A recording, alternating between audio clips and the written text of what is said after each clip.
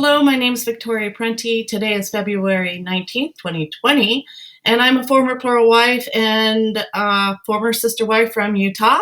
I was also a co-founder and a director of Tapestry Against Polygamy. We organized in 1998 and we dissolved a decade later. I moved out of the state because my work had pretty much been done.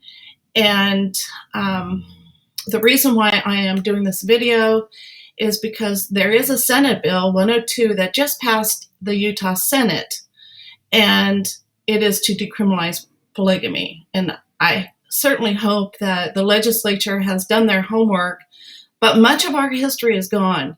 And so that is the purpose of this video. You might be able to see some of our brochure here. You might have to stop it and enlarge it.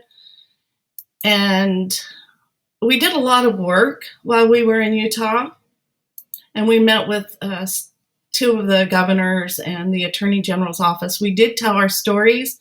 In fact, many individuals have told, their stories since, and they told them before. And there are so many human rights violations due to polygamy and within polygamy. We hope that you look at the bigger picture, the broader picture of power and control. We also, like I mentioned, met with our public officials for help. We asked for services.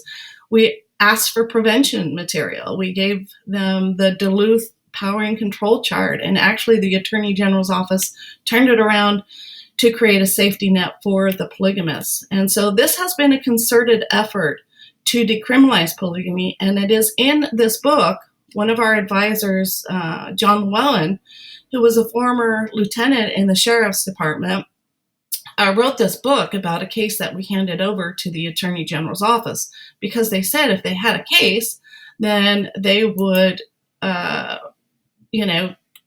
do the investigation and take it seriously. But of course, they didn't. So please, if you do vote no, start to protect the victims instead of the criminals. You can't play both sides of the fence with this issue. I hope that Utah gets strong and tough on crime that affects women and children, and especially when it deals with the human rights violations. Again, there's many organizations in Utah, or a few, that are doing a really great job to educate.